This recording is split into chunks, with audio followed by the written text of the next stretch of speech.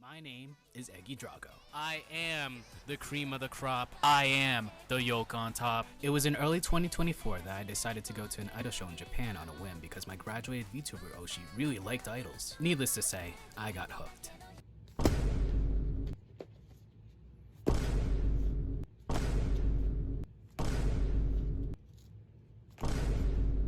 I think we like idols.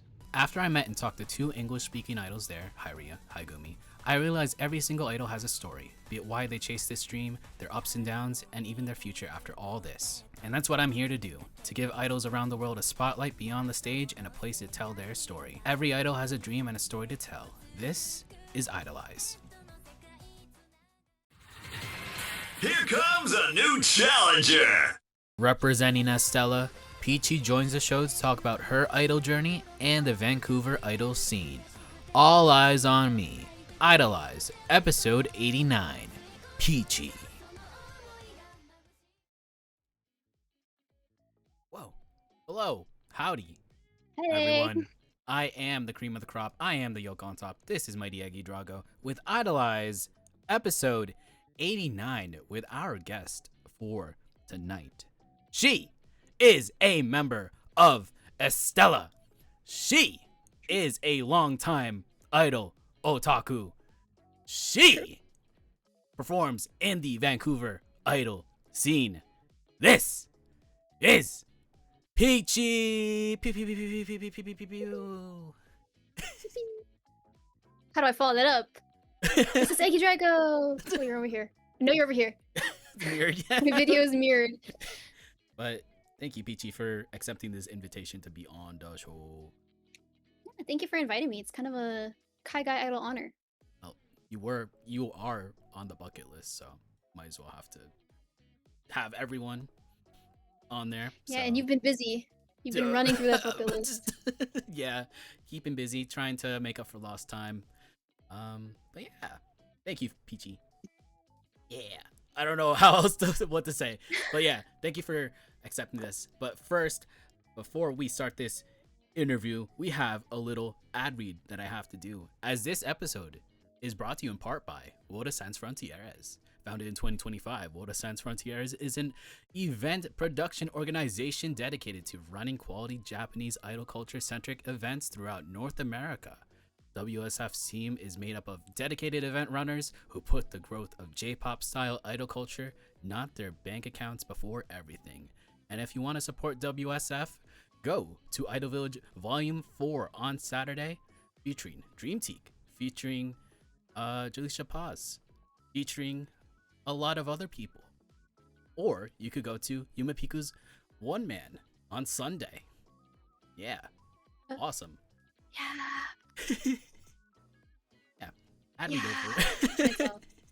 Whoa, we got Kiki from Yuma Piku in the chat. Wow. True. I I like that guy. like that guy.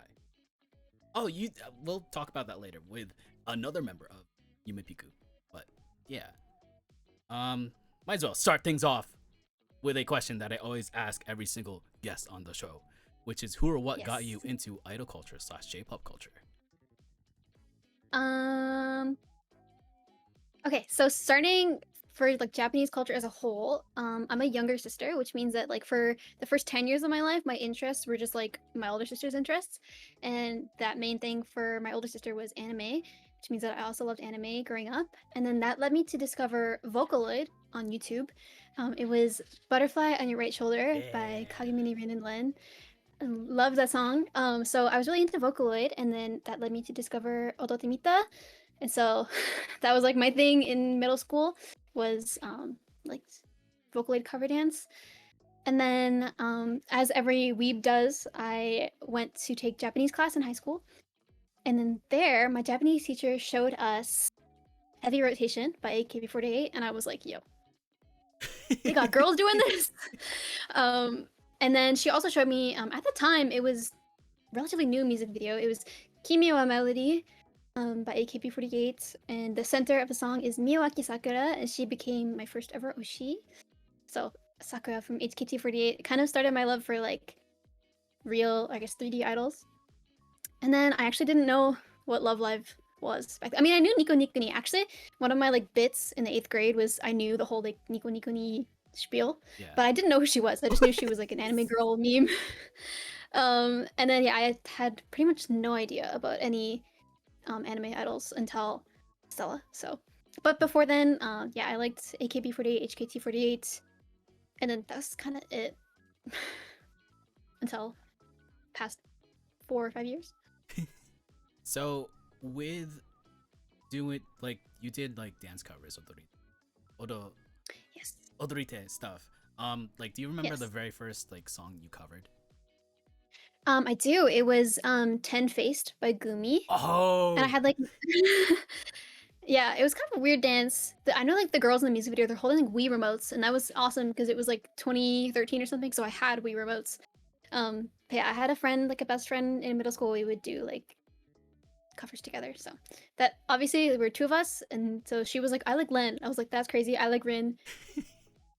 Let's start doing all those songs. So Prior to all of that, did you have like any experience with dancing, vocals, anything yes. with that?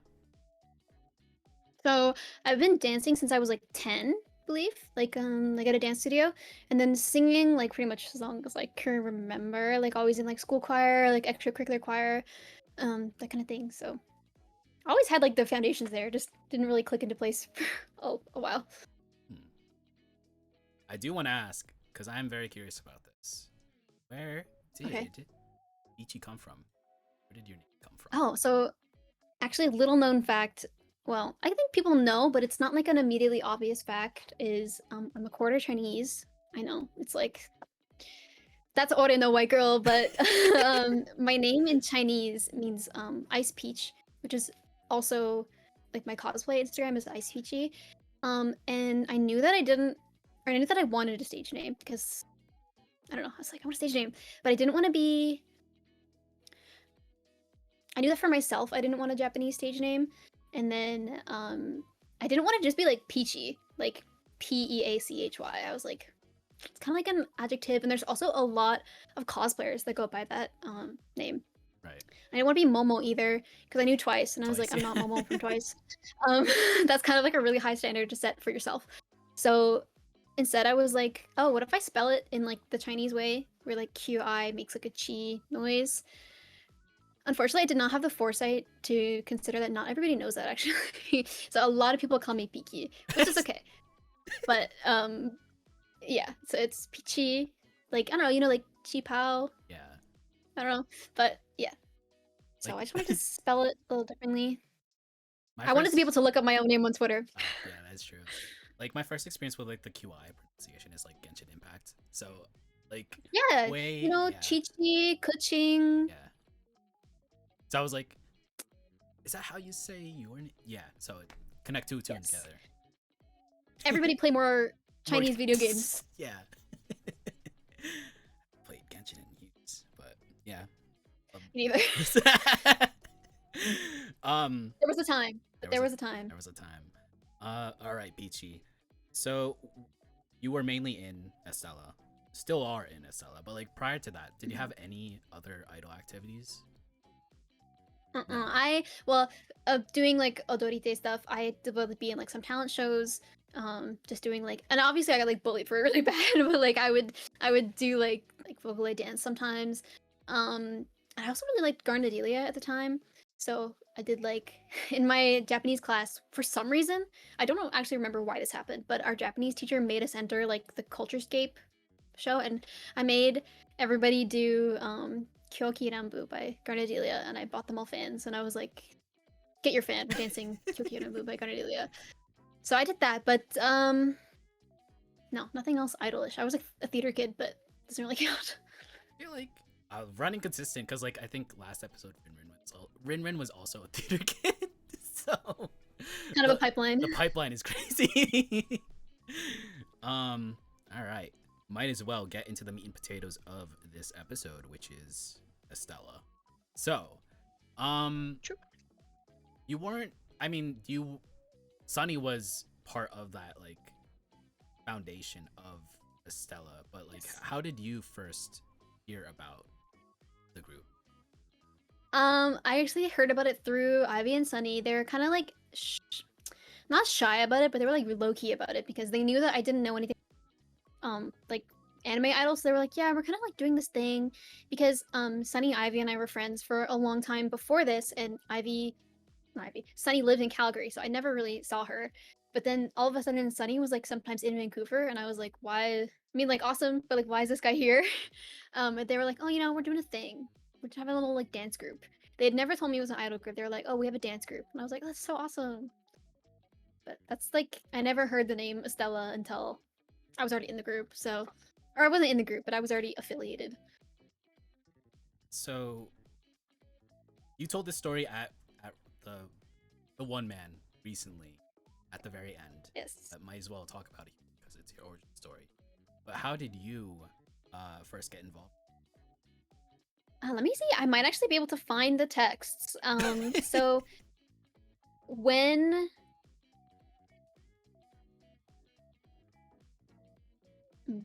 when Sunny first was like coming to Vancouver every once in a while, Ivy asked me, she was like, oh, like we're dancing, we're at like, so we would use the UBC dance studio before they became really mean about it. Like all of a sudden they're like huge haters and they hate when people dance in their dance studio.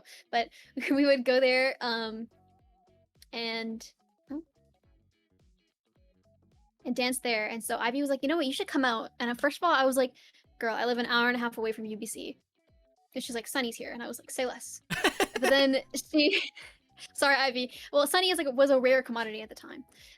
But she asked, she was like, oh, do you want to like dance with us? I was like, sure. She was like, can you teach us a dance? I was like, sure. Because she knew that I like K-pop and I do like K-pop dance covers. So she's like, can you teach us OMG by New Jeans, which is like new at the time? And I was like, sure. So I pulled up and there was Ivy, Sunny, and Lily. And I taught them OMG by New Jeans. And then a few months later, I actually don't remember why Sunny came back so quickly. I guess she just like missed the vibes. She came back a couple months later. And then Ivy was like, yo, Sunny just dropped. Come teach us a K-pop dance. So I taught them I Am by IVE, which is also new at the time. 2023. And then she hit me up like a couple weeks later. Ivy texted me, hey girl. And I was like, oh god. She said, so you know my dance group? And I was like, I guess. She said, like, so I was thinking, basically the original Chisato of the group got sick. And she said to Ivy that she was like, I can't do it anymore. Sorry, like I can't be in the group. Because it was supposed to debut at Annie Revo, which is in August. And this was the beginning of July. So Ivy was like, so I was thinking, like, you dance, right? And I was like, mm-hmm. And she was like, I was thinking, could you like help us out and be in this? And I was like, oh, sure. And she told me, this is like kind of a highlight of the conversation every time, but she told me that she already had the wig and cosplay for me, and all I had to do was put it on. She was like, oh, like you might not be the same size, but like we can alter the costume sort of thing. And I was like, okay. But then there actually was no costume. There was no wig. What? So I got like You got baited. I got like a Party City wig. I know. She's lucky I stuck around. I got up like a Party City wig and turned it into Chisato, and then I had to get a costume last minute. But actually, Lily's costume also didn't arrive. We were supposed to wear like really nice, awesome Liela outfits that were from School Idol Festival. But then Lily's didn't arrive, and then the girl who was supposed to give me hers, she'd already returned hers. She was like, I'm returning it. No hate. But like, so we were like, okay, 2 of us don't have a costume. It's a bit much. So instead, we're gonna wear the uniform because Sunny and Ivy already had it. I think Lily was like already gonna get it or something. And they were like, get a uniform. And I was like August 2nd. Our debut is in like less than 2 weeks. So I went on Depop and I was like, cosplay. It was like a complete long shot because at the time, Liela was not popular. Like, I wouldn't even venture to say that they're particularly popular now, but at the time, seriously, nobody knew who they were. But then, just my luck, I think it was Depop. Yeah, it was Depop. It popped up and it was like my size, and it actually was username Liza's Nonfiction. I was like, well, I actually didn't know her at the time, but I was like, please, can I have your uniform, please? And she was like, yeah. And she sold this to me. And then, yeah, 2 years, or actually like a year later, she was just through like cosplay idols. But then, I mean, now that's oomph. So yeah. And then I performed with them at their Annie Revo debut showcase, and I was like, oh, okay. Oh, all right. I get it. And prior to that as well, I watched Love Live Superstar, the Liela anime, and I was like, oh, okay. Yeah. So I guess that's a fun fact is my first Love Live anime is Love Live Superstar and not Sip or Yeah. Aqua. Usually it's So it's yeah, it's OG or Sunshine. Oh. yeah, I didn't watch that for like months. I actually just watched Superstar as like kind of a weird like character study. I was like, oh, I want to do a good job of being this character on stage, so I guess I'll watch the anime. And then I was like, anime girls. So. Getting And then I stuck around. Oh, you did. 3 years later, Yes. we're here. So, getting back into the Annie Revo performance, how did you like feel overall about it? Like being in a group performing, I guess, in cosplay. It was really good. Okay, I'll say, even to this day, performing in cosplay is like not my favorite thing. I really like it when I'm on stage, but the second I come off stage, I'm like, ugh. Like this is so. Like to anybody who's ever danced in a wig, this spot like right here, where your wig kind of becomes like your forehead, is always like drenched in sweat, and it's like the least glamorous thing ever. Like pretty much every cosplay idol I know like comes off stage and like flips their wig up and goes like not that fun. But it was really interesting, I would say. I really liked being in a group because in like dance class I performed in groups, of course, because like you have like your contemporary class is the same 5 girls and you hang out every week and perform together. So it wasn't super new to me, but it was my first time like being able to just be whoever on stage, because like in dance you have very choreographed and like prescribed facial expressions. But for this I was just like, I'm having so much fun, I'm just gonna smile. And part of it at the time as well was nobody knew who Liela was. So we like went on and performed Hajimare wa Kimi no Sora, Starlight Prologue, and Nonfiction, which now I would say are like iconic. But at the time, there was literally one person in the audience who knew the songs and had their pen lights out. Yeah. Well, I think people like knew of them, but there was only one person who was like nonfiction sort of thing. So on one hand, it was a little bit like, I can't lie, it was a little like, oh, people didn't really like that, but that's okay. But I was like, now we have to make them like it and like show everybody Liela. So I'd say it was a good kickoff place for Estella and like me. I think like with most performances, majority of songs I don't know, but like it's good to discover songs through performances like that, like with people covering it. So. Yeah, absolutely. Like I like to think that like some people, maybe at least like 3 people, discovered like Liela or a new Liela song through us. And I also thought like, oh, when I watch groups perform, sometimes I know like none of their songs, but I still have a good time. So it doesn't necessarily mean like they don't like you just because they know the song, but yeah. So with Annie Revo done, what performances, like how many performances did you do the group afterwards? Over, I want to say more than 25. It's on our wiki page somewhere. We went like really hard through all of 2024 and 2025 and the first half of 2026. I'd say at least 25. Probably, it's definitely less than 50. Probably like 30. 30? I'm gonna say 30. Pretty good. Somebody amount of performances. Yes. So with those performances, especially like earlier on, you were mostly in cosplay, right? Yes. When would you consider like the shift away from, I guess, cosplay performances? Northwest Idol Fest 2024.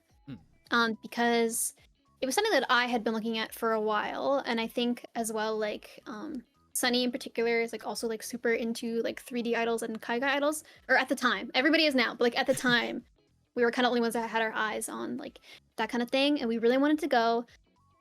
And so I was like, this is our chance to like break out of this, like, I don't know, it wasn't really a box, but it was like a label that we had put on ourselves, cosplay idols. And I was like, let's try something new, because all the members were interested in it for quite some time, but our group overarching fear was that people wouldn't care about us because we weren't cosplaying characters that we liked. Because I mean, like, I don't know, for example, like if I'm watching a Muse group, I don't have any personal relationship to the person cosplaying Nico, but I'm like, yeah, Nico, that's my Oshi sort of thing. So all of the like support that we had gotten was not necessarily to us as people, but more so to the people that we or characters that we cosplayed.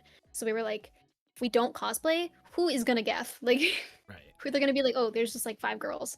So yeah, that was kind of a fear, but I was like, guys, if there's any place for us to be ourselves, it's gonna be Northwest Idol Fest. Let's go and just perform, do I don't know our own thing, and let's get these like idol dresses and give it a shot because it is like a completely different experience. So Oh, try. Liza's in chat. Liza, we talked about Hi, Liza. Piqi getting your cosplay. Thanks for the cosplay 3 years ago. Hmm. 2.5 years ago. Actually saved my life. I didn't know anybody else on the internet knew what Leola was because I didn't know what Leola was, but thanks for having a Depop. Oh my god, Muse Kiss? Muse Kiss Jew? From a Jew? Oh my god. It's from the you, my fellow Philippines. pink hair idol. Wow, everyone is turning up for you. So but yeah, coming from or speaking to like a lot of idols that went from cosplay to I guess original identities. So like Etude from Sydney, Aquarius in I guess NorCal, SoCal, but like yeah, they originally went from like sunshine into actually being themselves, and it's I guess Mhm. refreshing to see that transition. I guess also with you guys as well, going from I guess watching your performances on YouTube channel from cosplay into some of the stuff later down the line to current Mhm. day. So Yeah, it's definitely like a pipeline. You know what? The one thing I actually saw, I think Ash's tweet about it as well. I think we are also losing the art of cosplay idols a little bit. Like I'm really happy that everybody's like coming into like themselves and doing what they want to do. But like still go to cosplay idol performances because those are still awesome performances. So yeah, I was just thinking, I don't know, sometimes it feels like the attitude is like Kaigai idol is like a level above cosplay idol, which like in some ways it absolutely is, but still like we gotta support our foundation sort of thing. yeah, Like I don't know if we never had like all those groups like Aquarius and I mean also Yumira Picnic were also originally cosplay idols. I don't know, without like them having a good time as a cosplay idol, they never would have become like out of cosplay idols. So gotta support start your local somewhere. muse group. Yeah.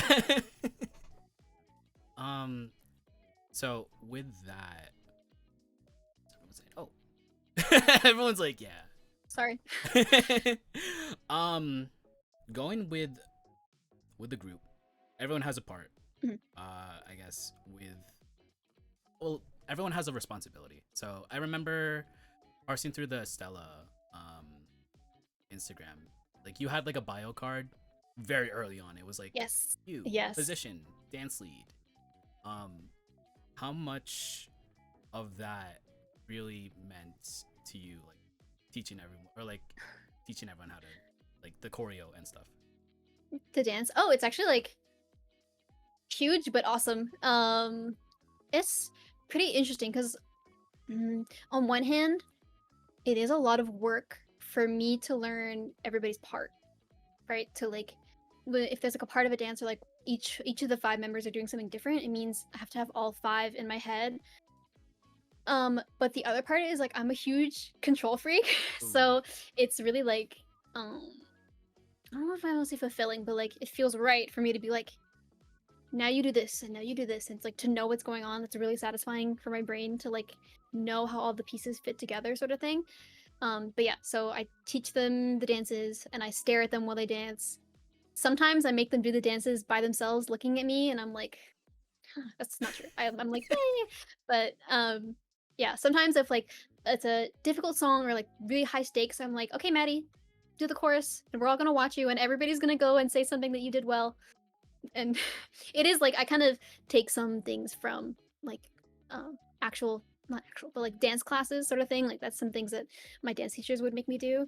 um but yeah, and then yeah, I stare at them and I tell them what to do. What would you say was what was your like favorite choreo that you taught them? Oh, like my favorite to dance or my favorite to look at? Either or. Well, I really like Vitamin Summer. It's just really fun to dance. And like I know that some of the members ended up growing to like it less because I don't know, we did it a lot of times, but it's really fun. I really like Crazy Coconuts and I really like the beginning when we're like jumping around sort of thing. But to look at a dance that we actually only did twice, I think, was Chance Stay Chance Way by Liela. It was like really inspired by traditional Japanese drummers. And so there was a lot of like interesting moves and angles with our hands. And it was really difficult because pretty much at every point of the song we're all doing something different. But um because it was so difficult, I think like when it pays off, it had like a really lasting effect. So oh, also Yukata by Non Sweet was really fun. It was really fun to learn the dance because I learned the dance and taught it to them. It was really fun to just like spend a week watching videos of Non Sweet and just like staring at them. So it was fun. And then now I'm like really good at the foodie copy, so So with Estella, um, let's say, ooh. So with Estella, it was mostly a lot of dance covers, right? Stage. yes. When did you transition, or like, must have been recent, but like, when did you start doing vocal covers? Yeah, so our first time, like for any of us singing live in an idol context, was when Sunny and I went to Edmonton for Maid Sayu's birthday live, which was really cool. Kind of like a crazy thing for us to do. To go to Edmonton for one day, but it was worth it and really fun, obviously, to celebrate Sayu. Yeah, and we sang Pararita Dance by Icole, which was really fun, obviously, because I love Icole. And then we also sang Party High by Utsuge, which is like one of the best songs ever. So that was our first time singing just like any of us, and our first time singing as a group was just last month at Kira Kira Idol Fest by Kira Mickey Palettes in Seattle. So we didn't actually sing a group song together, but Sunny and I sang a duet, and then I sang a trio with Lily and Maddie. So everybody did get to sing, and yeah, hopefully we'll sing a song all together someday. How did you? Oh, and then I know we did. We What? did at the night market. We sang the second half of Hajimari wa Kimi no Sora together. Oh yeah, yeah, Go. yeah. I watched I some, forgot. like most of the performance there. Thank you. What, like how did you react? I guess doing vocals for the first time on stage. Yeah, it's so fun. It's my favorite thing. Singing. I think I like singing more than I like dancing, like as like objectively. So putting it together is like dream come true. It's awesome, and like I don't know, it's just a complete different experience. Um, yeah, I love singing and dancing, and it makes me feel like one step closer to like the idols that I look up to, sort of thing. Um, and like I find myself like taking a lot of inspiration from like other idols, like chica idols that I like, and like how they hold their mic or like how they do like certain vocal things. So, um, yeah, it just feels like the real deal to me, and I want to do it a lot more. Hmm. So this was like very late into Estella's timeline. Yes. What, I guess, what kept you from like the group actually doing this prior to that? I was the only one who had ever like sang in front of people, like on a stage, because I was a theater kid. But the other members, they're all like singers, they can all sing, but it is like a whole different thing to like go on a stage and sing in front of people. Um, so there was a lot of like hesitance about like breaking that kind of barrier and going and doing that. Um, but which I think is totally fair. Like it's really scary to sing in front of people. Um, Especially like I think it would have been less scary if we started off singing and everybody just knew our faces and our voices, but at this point we already had people who like um liked us, I guess. So I think there was a lot of fear of like disappointing people, I guess, like, oh, what if they unstand me because I can't sing? But obviously that would never happen. But um singing is very personal and vulnerable, I think. Um More so than playing an instrument, in my opinion. Like that's your voice, and your voice is your voice. So it's very vulnerable to share with people. But I'm really happy that they were able to like find the confidence to share that with the people. TM. So with that, That was like early this year. Yes. Along with that was the might as well talk about it. Was the announcement of Estella's hiatus. Womp womp. What was your Sorry. what was your initial reaction to said announcement? Oh my god, I cried so much. Okay, so what happened was, okay, I don't know. I didn't ask them about this. So I don't know how much I'm allowed to say, but basically what happened was there was no like big fight or no like falling apart, but just what happened is like a few different members were like, I'm gonna do this, and somebody else was like, oh, I'm actually gonna do this, like in life, because obviously this is not our full-time jobs as much as I think we wish it was, but everybody else has like different things going on in their life, and so one member is like, oh, I'm gonna do this now, and the other member is like, I'm gonna do this, and then we quickly pieced together that what everybody wanted to do with their real lives, like their lives outside of idling, was not gonna did not leave any room for Estella for the time being. But this happened on like a random Tuesday. So like one person messaged, oh, I'm gonna do this. Another person says in the group chat, I'm gonna do this, and then like another person says, oh, actually I just found out about this, and so we had a call, and I was like, happy Tuesday, Estella's dying. Well, we're not dying, but just for the time being, it's not gonna, things aren't lining up. Like things are lining up for other members in their own lives, like a lot of great opportunities for them and like things that they've been waiting to do. But those don't necessarily line up with other members' time and availability. So I guess the first reaction was like, how do we time max our times together? Because for one member, it was kind of like, I need to stop like immediately, like right now. And we were like, no. So that's when we like immediately messaged Richmond Night Market, and we're like, please, can we dance on your stage? Please, can we have 1 hour of your time? Yeah, so yeah, so it's like, how much more time do we have together for now? And like, how can we make the most of it? And I guess another focus was like, let's do this the most fun way possible. Like, let's do all the things we never. I mean, that was part of the singing. They were like, what are they gonna do? Fire us? Like, they can't. If they boo us off the stage, we just won't come back. So, yeah, yeah. I don't know. It was bittersweet because, obviously, I love Estella, like us being 5, but part of loving Estella is like loving each and every one of the members and like respecting like the directions that they want to take in their life and just like supporting them in their decisions, because I don't know, I feel like there will be a time where we stand on stage like all 5 of us again. I'll say like right now, there is going to be a time where like certain combinations of members are on stage, like for sure. Like for sure. Like already confirmed, like we're gonna perform again.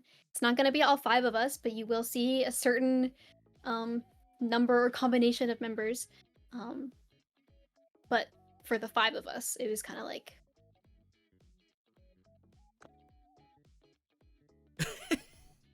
but for now, I think like in the future. Oh my god, can you stop asking us to do backflips? This guy asked me to do a backflip once a week. What? I can't do a backflip, and I never can. I'm never gonna do a backflip.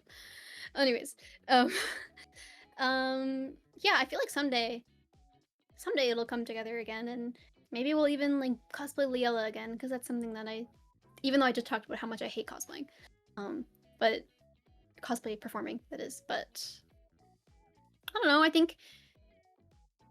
Sorry, this is a really long answer to your No, not you're that good. long question. Highlights for yappers. That's like unofficial motto for this show. Yes, I'm doing my best latte impression. It's cute.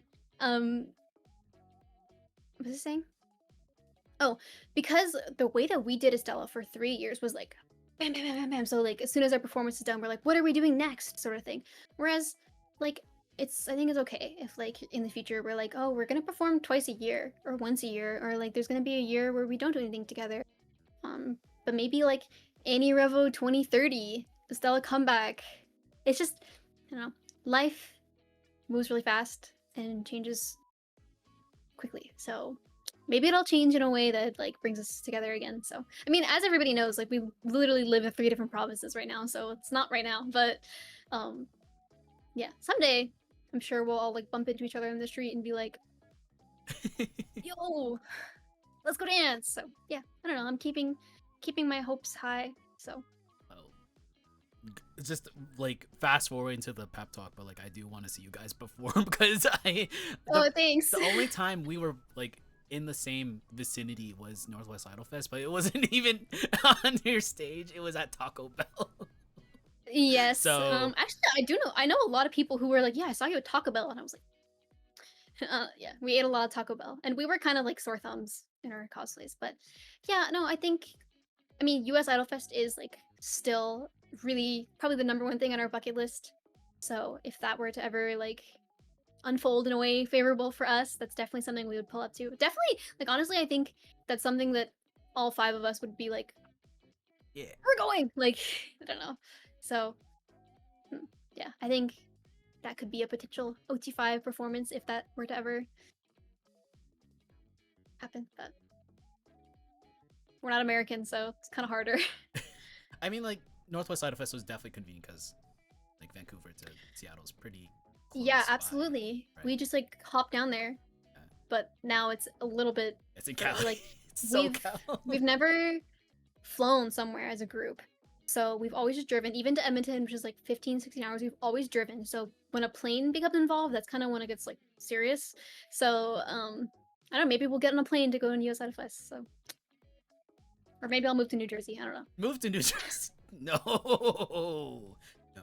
Don't say no. No. There's people in the please your chat. No, I don't like New Jersey. I was originally from New Jersey, so ooh, New Jersey. Oh, okay, so you can say it. Yeah. I will say I have been to New York. I've been to New York for like a week, and I don't think I could live there. But like maybe for like a girl, I could, like an awesome girl idol. So Yeah, I was gonna ask like, with that in mind, did you treat? Well, we got a little bit of an answer of that, but like, did you treat like every single last performance after the announcement very different compared to? yes,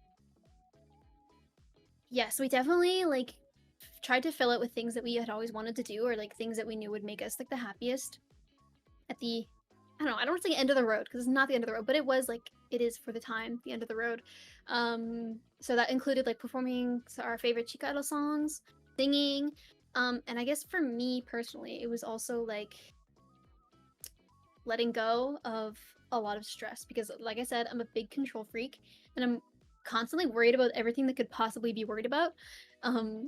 Like literally, I'd be worried. I'm like, oh my god, what if Maddie's shoe falls off? Or like Ivy's bow in her hair was kind of loose. What if it falls out and she can't get it? Like I would just think about like the craziest things and stress myself out over them. But I was like, okay, for these last ones, we're just gonna go forth and whatever happens, happens, and we're gonna have fun. And what are they gonna do? Fire us? So, yeah, it was just kind of more like a, because in the beginning, there was sort of a, maybe not like out loud, but I think everybody had an underlying drive to make a name for ourselves and like be like, hey, look at what we're doing, like pay attention to what we're doing. But we didn't really feel that need anymore. It was more so just like, how can we make this about our, like not make this about ourselves, but like how can we make these last lives like a service to ourselves, sort of thing. Like the best last performances we could have, sort of thing. And yeah, I don't know. Yeah. So, I mean, watching you, yeah, you sent me the Richmond performance, so I watched I did. most of that, and it was great. So Thank hopefully you. I can see you guys again. I hope so too.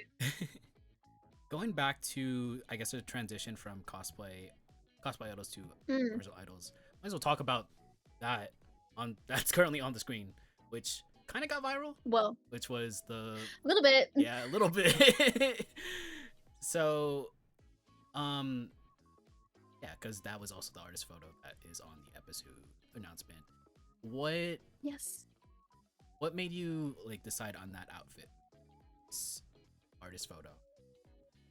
that outfit. That was my only outfit at the time. Well, actually, so we call them V1 original idol dresses, which we wore to Northwest Idol Fest and like all the idol fests in Vancouver. And then for V2, we wanted to try to like each pick our own outfit, because another thing is it's really hard to find idol group dresses that have two different pinks, because Sunny's light pink and I'm dark pink. And so what we did actually for our original dresses, my dress is black and I just added pink to it because I was like, okay, dark black, dark pink. So instead we just kind of went with our own themes, and that way we all had like completely different dresses. Like Maddie had like I think it was like a baby doll dress, and like Ivy had like 3 different dresses. She kept buying dresses. Sunny's was like a maid dress and it was full of strawberries, and mine was like Chinese AF. This is before everybody got Chinese. I dare say I invented being really Chinese. But yeah, no, that was our first like proper photo shoot actually. It was kind of like distressing how long we went without doing like a group photo shoot. I was like, guys, let's take pictures of our dresses. So those were, and then that was actually at the time that we got our first like group outfits, those white and blue ones. And I was like, okay, we're gonna do a photo shoot and we're gonna wear those, and we're gonna wear our idol V2, what we call them. And I really like that they like kind of show our personalities, which is why I chose those to make the artist photos. Yeah, because everybody's kind of incorporated like we all kind of have like a secondary color sort of thing. Like Ivy and I are like our color and black and white, and Sunny is like and white. Maddie is kind of like brown and white, and Lily's kind of like yellow and white. So I don't know, it just felt like the most cohesive for the design. Yeah.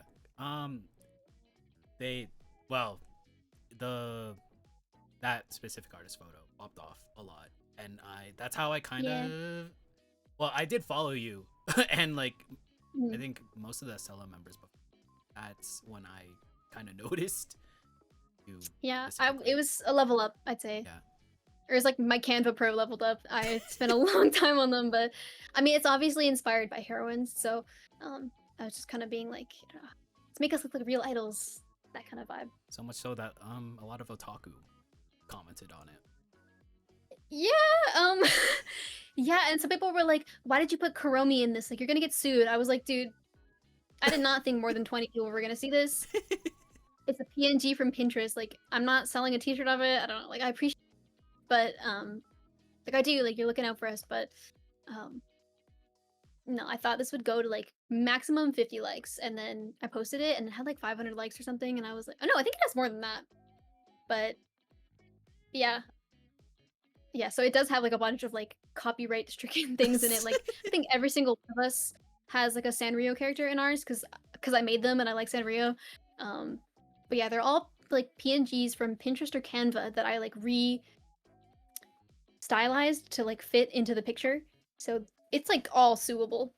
So yeah. Yeah, I mean, hopefully we'll get more artist photos that are copyright friendly, but like it doesn't really matter. Yes, with that in mind, I'll probably make the next ones. I mean, if there are any, that'd be awesome. But next one's a bit more neutral. Not even because we'll sell merch of them. Like I think we probably won't. Like, and honestly, even if we did, I don't think Sanrio is gonna find out. But yeah, maybe I'll make it more copyright friendly next time. So, going back on track, you did the one man in Vancouver. Technically, yes. The first, I mean, like technically the final show, but like you also had another show like 2 weeks later, 17th. Yes. So the 15th and the 17th. So after all 3 shows, how did you feel about everything? Sad, but also like I will say our last show in Calgary on the 17th was like knock out of the park, amazing. So I think it really helps me feel like more okay with the way things were. Like I actually didn't realize until I was on stage talking, because I forgot to write for myself like a little script for what I was going to say in between songs. I was just like, oh, time to talk. So I didn't say until the words were coming out of my mouth that it was like our last performance for a while. I don't know, I guess like the word for it is probably like satisfied. Like, I feel like we did what we do and we did it well. And I don't know, I don't think I would change anything about it. Like I kind of mentioned before, like originally we never were gonna have our like last performance in Vancouver with the five of us because one person was like, I've got to go, and I was like, you got to stay. Well, it was mostly because we wanted to dance with her one last time and know that it was our last.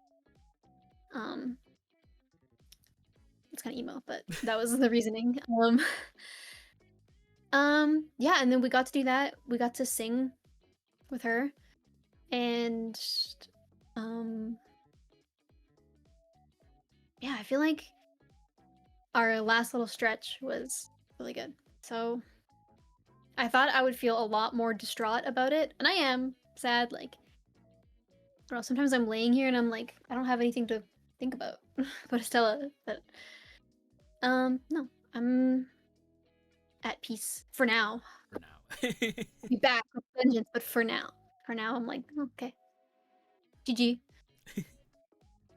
We talked about Estella as a group, but Estella is also one of many idol groups slash performers in, I guess, the Pacific Northwest slash British Columbia area.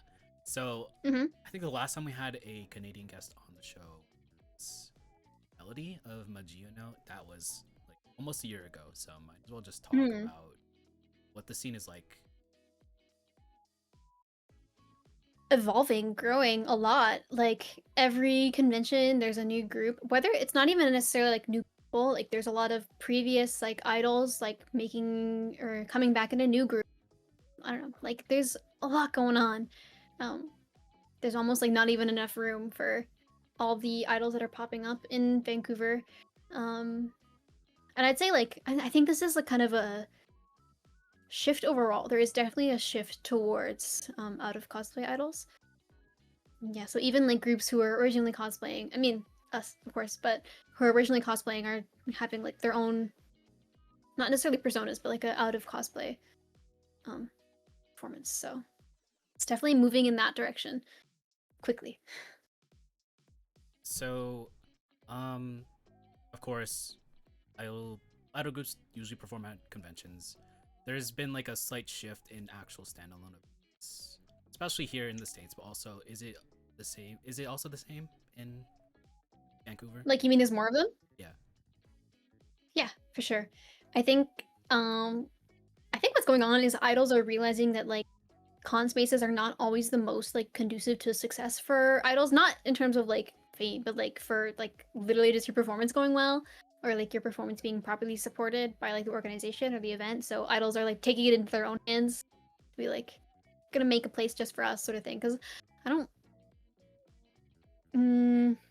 obviously like outside of Vancouver, but I think in Vancouver every like idol event is run by an idol group because they're like, fine, I'll do it myself, like kind of vibe. Best by us. Yes, basically. With that in mind, is there anything that needs to like that scene? More of them. More performance opportunities. I'd say like a more in-depth thing would be like I wish more events slash venues had the infrastructure to support live singing. Because sometimes, I mean, not necessarily for Estella because singing was kind of a later addition for us, but there's a lot of times that I know that like people don't sing because there's just not the technology in place for that to happen like reasonably at a con. Like I don't know, they only have wired mics sort of thing, which is not great for like if you're dancing and you have formations, or like I don't know, there's only 3 mics or this kind of thing. So if there were more events with lots of wireless mics and also like the capacity for a proper sound check, because I completely appreciate what we have now, but what we have now is like you have about 5 minutes to like stand on the stage, hear your songs and be like, that's my song, and then leave. But if we had like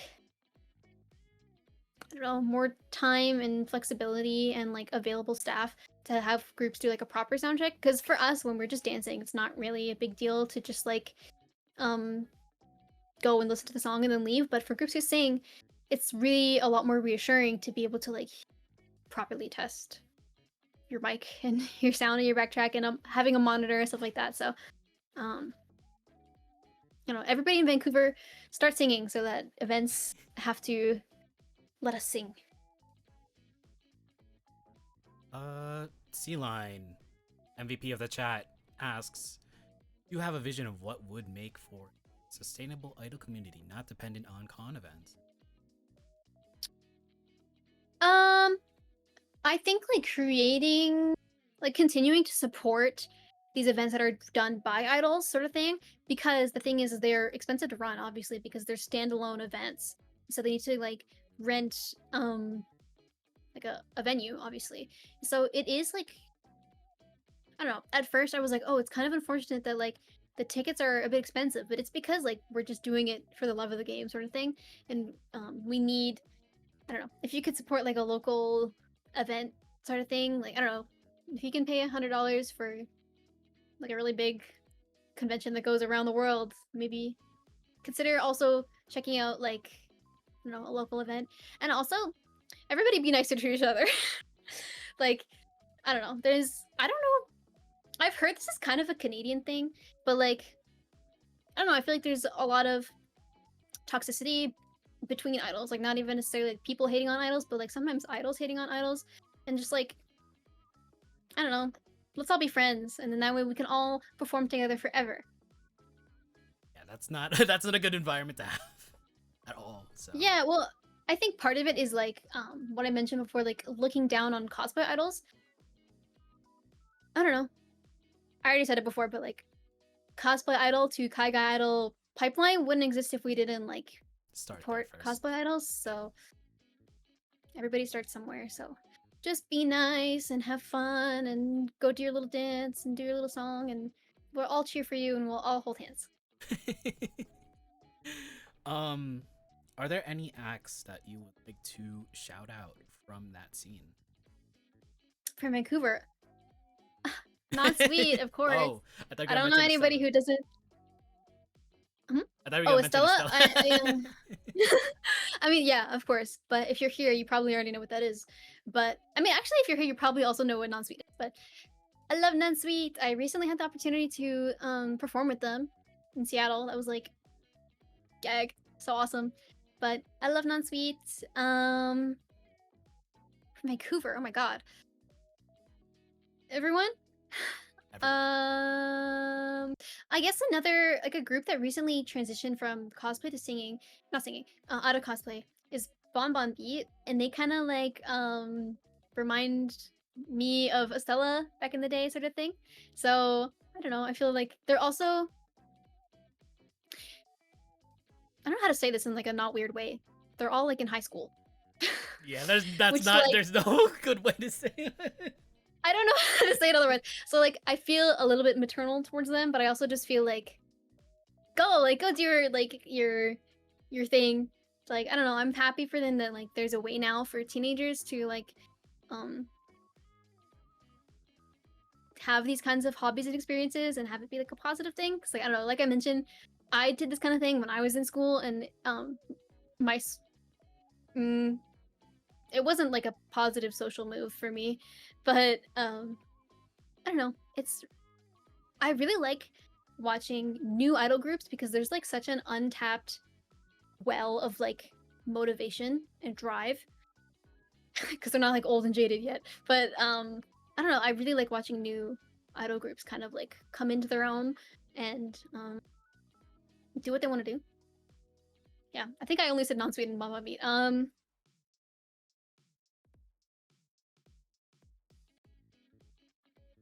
I mean, an obvious answer is Cloudtown because they're also partially responsible for not partially, they're mostly responsible for like the local idol events. So not only like a shout out in terms of their act, but also what they do behind the scenes. They also do idling in kind of a different way, which is pretty unique. It's like more so focused on choreography, which I think is pretty cool and unique. Uh, I think Weathercasters is one of the first groups to have like original, not the only group, but one of the first groups recently to release original music. So that's awesome. Yeah, Gotcha. Yeah, I think I think Weathercasters I'm forgetting a lot of people, but Weathercasters was on the bucket list, so someday. So yeah. yeah, definitely an interesting group. We're like going into retrospect slash future a little bit quickly, but Sea Line again, because that's actually interesting. Do you have any tips for younger idols on how to manage Bupon and fans? How to manage Bupan and fans. I would say the first thing is don't do anything you don't want to do, because there is like a sort of standard of like, oh, after the show is when we have Bupan and we have Toka Tenkai and you take checkies. But if you don't want to take checkies with random people, you don't have to do that. It is like, it is. I mean, I know I don't necessarily seem like it, but I am an introvert, and I think everybody in Estella is like an I MBTI. It is really scary on a social level to just like talk to anybody who comes to talk to you. But I guess like don't do anything that you don't want to do. I guess like don't feel like, oh, but every idol has like a meet and greet. You don't have to do that if you don't want.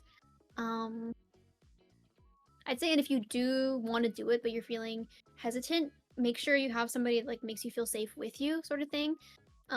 Because this has never happened to us, but like, or to anybody I personally know. But like, if there is ever like a situation where like somebody's upset with you, like you want to be surrounded by people who can support you, especially if you're younger. My last thing, it's like kind of difficult because it's not something that younger people want to hear, because it's definitely not something I wanted to hear when I was younger. But like, you should always feel free to like talk it through with somebody older, because like I feel like everybody when they're younger, they're like, no, I'm so mature and I've got this, which is like a normal way to feel when you're younger. But I don't know, like I said, like there's some groups that are like younger and I feel like maternal towards them. I'm like, oh, I want to make sure that you're safe. But I don't know, just I guess remembering that older idols have your best interest in mind, I guess. Like, it's really easy when you're younger to feel like old people are raining on your parade and being like, don't do that. But I don't know, a lot of times it's from experience and negative experience, and they're just looking out for you, I guess. But yeah, main thing is don't do anything that you don't want to do. And it's also, you're allowed to set boundaries. Like, you're allowed to be like, don't touch the members, don't ask for personal information, don't like, however you want your Bupan or Tekikai to run is like how you should run it. And anybody who doesn't like it can just not come. Right. I mean, you always have to set boundaries, especially as an idol. Yeah, Especially as an idol. for sure. Oh, might as well just talk about this now. What would you consider your favorite performance type on? Oh, that's a good question. Maybe Kaigai Idol Pride was a really good one, because that was a Taiban hosted by Non-Sweet, and it was like a crazy honor to be chosen. Like crazy. Like, we got an email from them at like late at night, and Lily and I were like at the club. We were at like an anime club night. And we just like held hands and went jumped around in a circle. It was so cool. Yeah, it was really crazy to like share a stage with Non-Sweet, and of course Cloudtown and Boy 7. Oh my god, Boy 7! Forgot Boy 7. Boy 7. Yeah, that was really cool. It was also our first time wearing our first idol outfits as a group in Vancouver, because we wore them for like a pop-up show hosted by Cloudtown in November, but February was when Sunny pulled up from Calgary and we wore them all together. Oh, and that was also the first time we ever did heavy rotation. And for for a while, I was like, guys, if you ever want to do a non-Love Life song, AKB48 is really popular and iconic, and I think we do a good job. And finally, it happened. Oh, it was so awesome. That was the first ever non-Love Life song we did as a group, I think.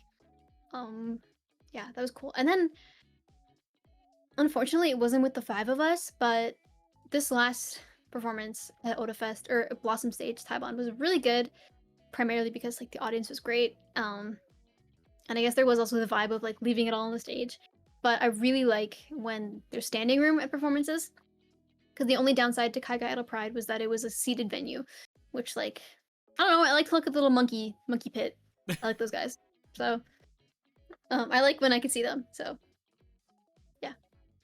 I think the only time I've been to like a seated venue was at Shibuya. It's like SPP, but like it's all seats, and like there's no. I like the intimacy of like standing and like being, I guess, the pit basically. Mm-hmm. Sitting down, like Yeah. everyone's sitting down, everyone has their pen, like which is like cool, you know, stand up something. It was really what I liked about Blossom Stage is the venue. It was really weird. It was like a military. So like we did dance in front of like the Union Jack or something. Like it was kind of weird, but there was like a standing area, and then behind it was seats as well on the side. So it was really good. I felt really bad because at Kira Kira Idol Fest we did Mix Shake, which is like an iconic Chikage song where like there's Chikage for like 3 whole minutes of the song straight. But it was a seated only venue. I realized that until after we chose the song, and like absolutely no like hate or criticism to like the venue because it's like a safety issue.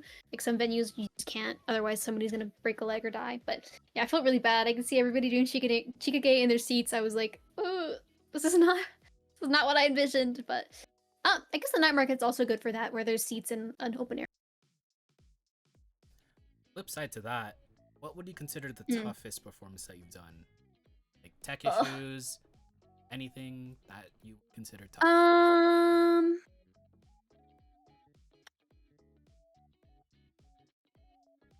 Tech issues. Well, it wasn't really a tech issue, but at Kira Kira Idol Fest, first time ever using a continuous track, because for the event we needed to submit like one continuous set, which is like kind of in a lot of places, especially in Japan, like the idol standard sort of thing. Like it's just one time thing and everything is timed, and that way everybody's sure to stay on time.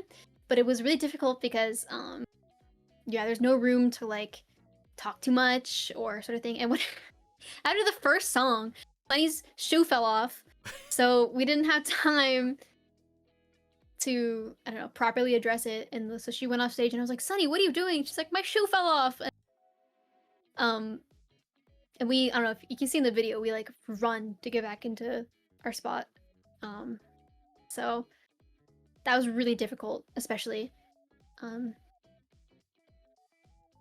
I think tech-wise, it can be sometimes difficult, like at local cons, like conventions, because they're just not like They're not used equipped to to it, right? handle. Yeah. Yeah, it's like not even necessarily like their fault. Like imagine like you volunteer to work at like Fan Expo or Anime Revolution or something. It's like you've never done that before, so you're just some guy. No hate to disguise, but like yeah, so we don't have like a dedicated sound person sort of thing. But one thing that Estella always does, that you should all do, is we make tech riders, which is basically like we just make a document being like, oh, please don't start the song until we're standing like this, or like sort of thing. That does help alleviate some things. Oh my god, okay. This is my last thing. I'm sorry I talk so much. Oh, you're good. You're good. That's the purpose of the show. I was like, I don't even remember what the question was, but it was tough performances. At OdaFest last year. No, 2 years. Yeah, last year. It was like a whole thing. Okay, so we were performing 3 songs, and our last one, oh my god, wait. Chewy? Close your ears. Our last song was Ice Cream, not Ice Cream. And Lily, God bless her soul, left her petticoat in Vancouver. Oh. And as you know, ice cream, a big part of it is when they're like going like this. And we had always talked about how a great part of it was how our petticoats are like swooshing, right? It's very nice. It's very cute to look at. And so Lily was like really disappointed. She's like, oh my god, I forgot my petticoat and we're doing ice cream and my skirt's gonna look dumb. So what we did is we planned for, because the first song was me, Sunny, and Maddie. The second song was me and Lily. And the last song was Ice Cream, me, Lily, and Sunny. So Maddie wasn't gonna come on stage anymore. Plan was Lily would go off stage and put on Maddie's petticoat because it was really important to her to have the petticoat. She's like, I get it. So she went off stage to go put her petticoat on, and I don't know what happened, but like, it was taking a while. So Sunny and I started playing rock, paper, scissors on stage. just to like pass the time, because like I don't know, it's the like a main events hall thing. There's people there. There's like cameras on us and stuff. And we were just like goofing around, and then I was playing like Atsumite Koi with her, and then all of a sudden they started the song, and the whole auditorium was like ice cream, wee wee wee. But Lily's not there, so we were like, oh my god, stop, stop, stop. And so they stopped, and then Lily comes on, and we like get in our little, what was it, our little position, and then they started playing Romeo and Cinderella by Miku, What? and we were like, oh, that's not our song, sorry. And I was like this, and they played it for like, I want to say it was the first minute, like it was really long. We were just all standing there like, Yo, that's not our song. like it's not like a huge deal if like they play the first couple seconds of the wrong song. A whole like, minute. Really long, and we were all just standing there like, Were they baiting you into like covering it? not They were our like, song. I think no hate to the Odafest tech. I mean, like a little bit. No hate, but like I'm guessing they like pressed play and they were like, okay, I'm done for 3 minutes. But no, we were just like standing there like, Nope. no. And they stopped playing the song, and there was like probably another minute of silence before they played the song. We were all just standing there. Oh my god, I don't even remember how the song started. It's this way. We were all just standing there like this, just waiting for it to start. And 1 minute of another song and 1 minute of silence doesn't sound like that long, but oh my god, it felt like it felt like years that we were up there. And it was also our competition song. Because last year at Odafest, the system was you get 3 songs and one of them can be like your entry into the competition. There's a competition song, so we're all like ready to go, and we're just like, and then eventually it started, and then eventually I think we won like runner up or something. It was really good, and it was a great experience because it was like I think a month after Ice Cream had come out, so everybody was like, Nani sort of thing. So, yeah, but that was tough. And then immediately after we got off stage, they gave us like little gifts. They were like, so sorry that this happened to you. And we were like, oh, why did you have these ready? But yeah, no, it was good. And the inside was like a coupon for like a cheese tart. That was cool. We never got to eat them, but it was cool.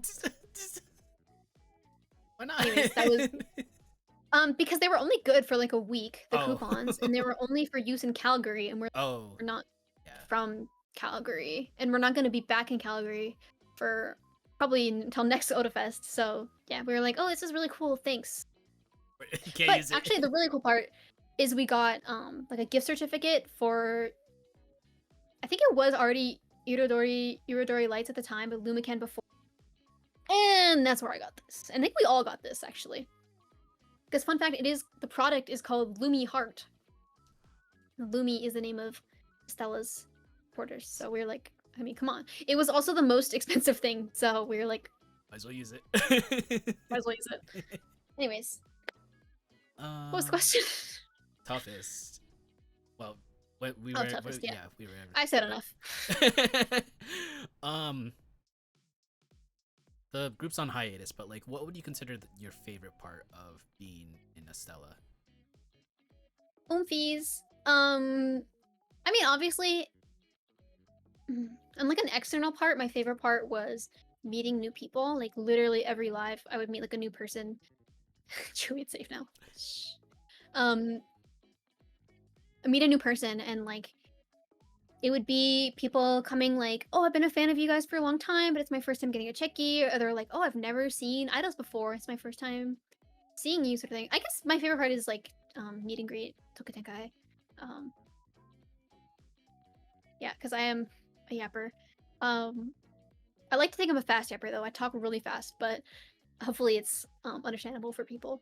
But yeah, I guess Tokutenkai, because it's where you meet the most people. And then on a personal note, I think my favorite thing was like watching them grow as performers, because before Estella, none of them had ever like danced before, or like, I mean, Ivy had dabbled in hip hop, but none of them have ever like taken a dance class or like performed dancing before. So it was really like fulfilling to see them like do things that they never could have done before. Like Sunny, who lived in Calgary, was never with us, right? So like she would come in like a couple days before performance, and we only had that much practice. And then at one point, she just like locked the freak in, and she started going to dance classes in Calgary and just like popped off. And I was like, whoa, this is crazy. Because I'm not gonna say Sunny sucked before. Sunny never sucked, but the Sunny now is like 10 times this better. is a whole new Sunny. This is like crazy. Yeah. So I don't know. I guess seeing that like I don't know, watching them grow and doing things they never thought they'd do. Cause like, I don't know, Ivy never wanted to perform at a cosplay. But then, I don't know, she's got Ivy stands around the world and I don't know. It's nice to see how being an idol can push you and help you grow, and I don't know, I'm just proud of how far they've come, and I think like I feel confident that although things aren't currently lined up for Estella, I know that like if any of them wanted to go out and continue being an idol somewhere else, I feel like so confident that they could do it and that they could make that happen and that they'd have people who love and support them. So I don't know, that's awesome. So You talked I love about those guys. you talked about seeing your fellow members grow and develop. On the Mhm. flip side to that, is there anything that you would want to improve For myself, oh god, on? a lot. But okay, I guess first thing is like I kind of mentioned before, I want to worry about less because like it never was a worry before, but now I'm like, what if Sunny's shoe falls off again? But like, I don't know. I'm a Virgo and an INTJ. Not that that means anything to anybody except me and maybe Jessica from Non-Sweet. But I just love being, I don't know, in control of things. But that's not how life works. So not, I guess, only in idling, but just in life. I'd like to stop worrying about things that I can't control. Um, yeah, I don't know. I worry a lot about things that don't need to be worried about. Like they'll end up the same if nobody's worrying about them. So I can go ahead and move on with my day and stop worrying about them. Um, I'd also like to improve my like social battery because I love Tokutenkai. I love talking to people, absolutely. But the day after a performance or like sometimes with social media, I have like for some reason no energy or ability to like talk to people online. Like something pretty important is like reposting stories after a performance, but like the second that I'm gone from the venue, I'm mentally I'm not there. So and then that's an issue because stories expire after 24 hours, right? So um yeah, I have missed some because I was just like, oh, I can't open Instagram. Like for some reason, I don't know what it is, but sometimes opening Instagram is like such a mental weight on me. Not even necessarily because like anything bad happens on there, but I'm just like the people in my phone live on there, and I don't know. I don't know. What do people say? They say extroverted introvert sort of thing. Like I definitely transform into a people person when I'm around people, but when I'm alone, I'm like in my mind dojo, my mojo dojo, Piqi house, and it's hard to leave it sometimes. So, I mean, not to say that idols have to be like for I don't know, idols don't have to be constantly on Twitter, Instagram, but I do feel like there are some times where like I should be tending to like post performance stuff or just being like, hey guys, I'm alive. But yeah, I have a very small social, not even a social battery, social media battery. I feel like I could be better at that. I feel like not no hate, but like a majority of idols probably should be a little more consistent on social media. Kinda. Yeah, it's really difficult because on one hand you're like a person, on the other hand it is like a really important way to grow your platform and to grow your reach. Because like honestly, since I made a Twitter, like Estella's, I mean all of us made a Twitter, but like since we have started being on that platform, like our reach has grown immensely. That's where like that one picture blew up sort of thing.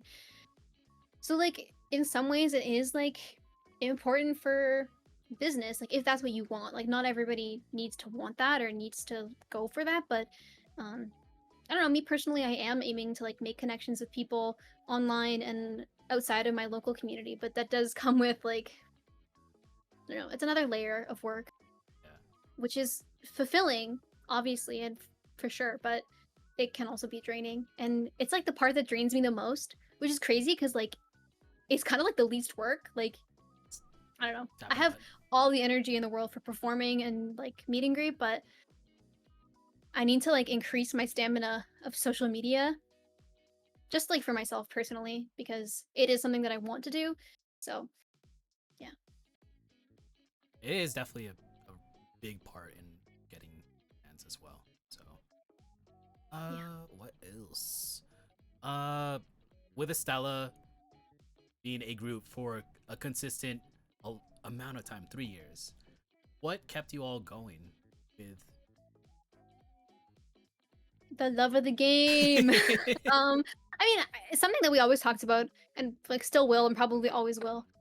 Is that like we are idol fans first because like I don't know, that's how we all I mean, it's I wouldn't say it's how we came together. I guess if you can like liking K-pop, but it's what keeps us going. I think like the strive to not only to emulate our favorite like bigger idols, like for example like Ao Ao or iLife, like getting to perform their songs, but also locally, like we are all really big non-sweet fans. So I think the first time we ever like got sort of close to them, like physically, um, was Summerfest, SFU Summerfest in 2024, and so it was like super limited spots for performances, and it was like us, Cloudtown, and Non-Sweet, and we were like, oh my god, we're standing on stage with Cloudtown and Non-Sweet.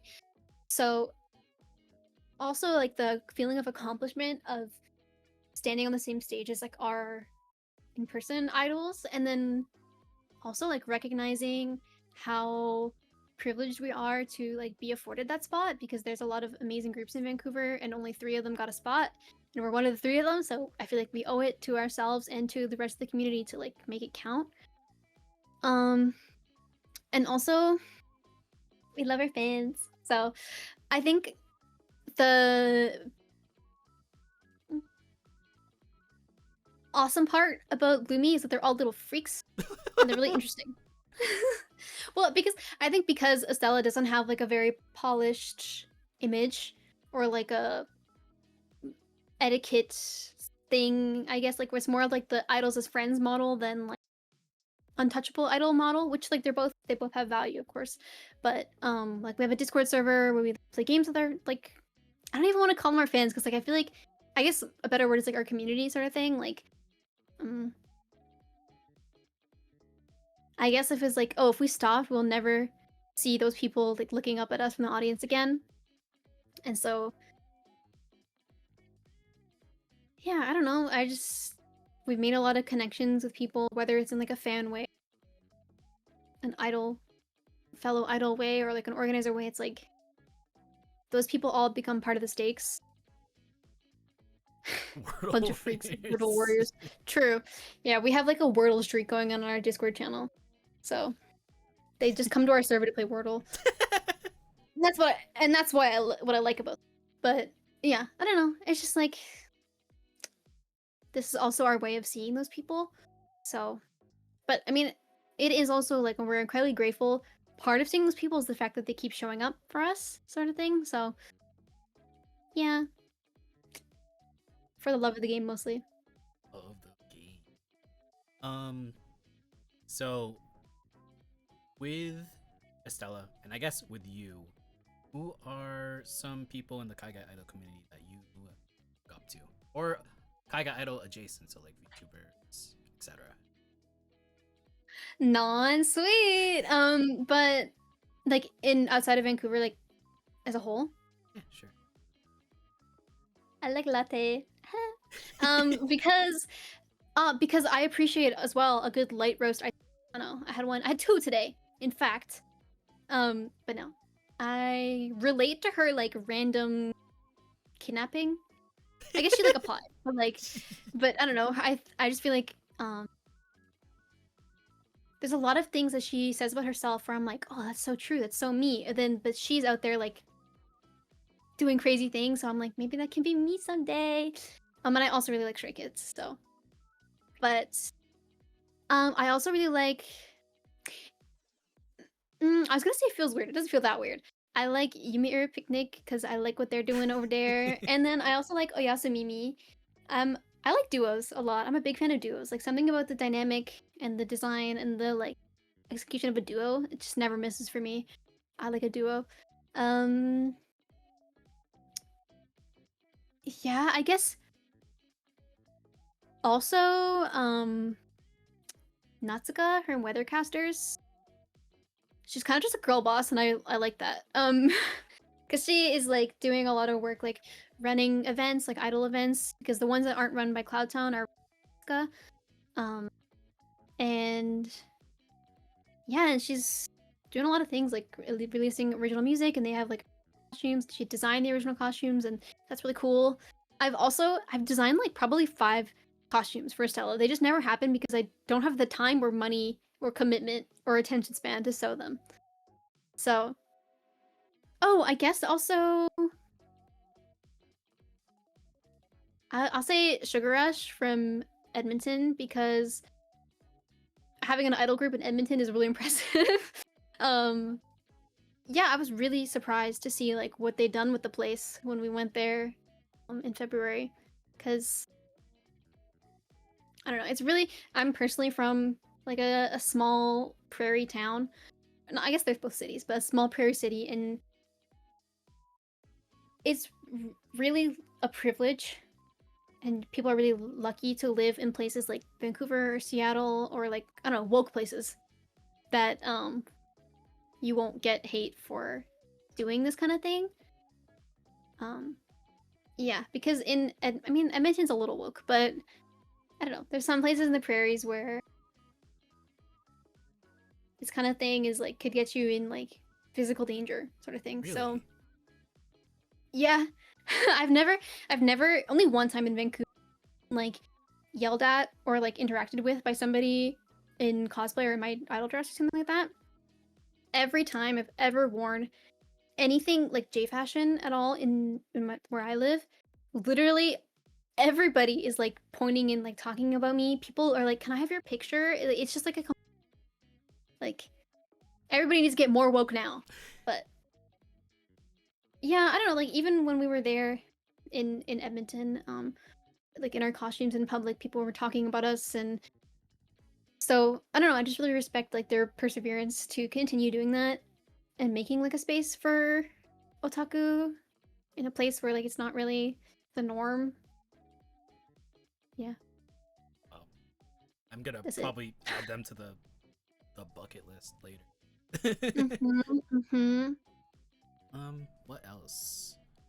I mean, it's I don't know why I keep asking this, and it's like always the same. It's always the obvious answer, but like, how long do you keep on going on as a Kaga idol? Till I die. Realistically, as long as I can, because I'm gonna get my master's degree not this year, but I'm gonna start my master's degree this year, and so I do recognize that the end goal of a master's degree is a big girl job. But I hope it's one that would allow me to keep doing this.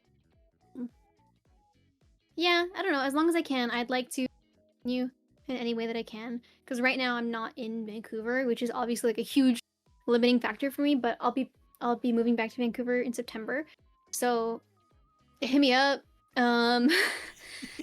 If you ever want to sing and dance, hit me up. But no, genuinely, I don't know. The love of the game, so as long as I can. What songs wouldn't really fit Estella's concept, but like what were some songs that you do as a group? I would love to do any iLife song ever. I actually like a lot of idol groups that I like are more like dark or edgy, which it's not that I don't think Estella could pull it off, but it's not like the first thing I would think about for us.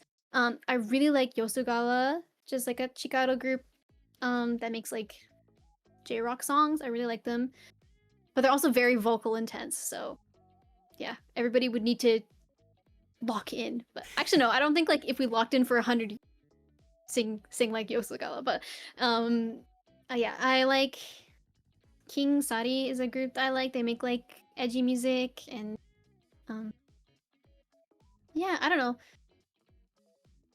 Part of being in a group as well is that like everybody has to compromise about like what songs we do. Like there's not there's not that big of a pool of songs that all the members of the group like.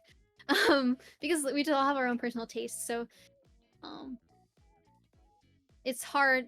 We can't just only perform songs that one person likes. So it's interesting. I never really thought about like what I would perform if I could choose. Oh, Lommel by iLife. It's kind of a stupid name. It's like LOML, but they call it Lommel. It's another like rock song. Anything by Guilty Guilty or Guilty X Guilty. I don't know if it's Guilty Guilty. I think it's just Guilty Guilty. I really like them. Another edgy like rock group. But I guess the moral of the story is that I'd like to perform something edgy and vocal intense someday. Kind of reminds me of Arrow. Because like Arrow also wants to do like stuff. Arrow, hit up my line. No, I think Arrow's also really cool. I like his aesthetic and direction. So yeah, no, I need to gather all the Guilty fans in one room. Everybody pick a part and we'll sing it. Something like that. On the other side of that, what are some songs, if you ever performed solo, what are some songs you would do? Fantasy booking. I mean, all of the ones I have a list actually. Hold on.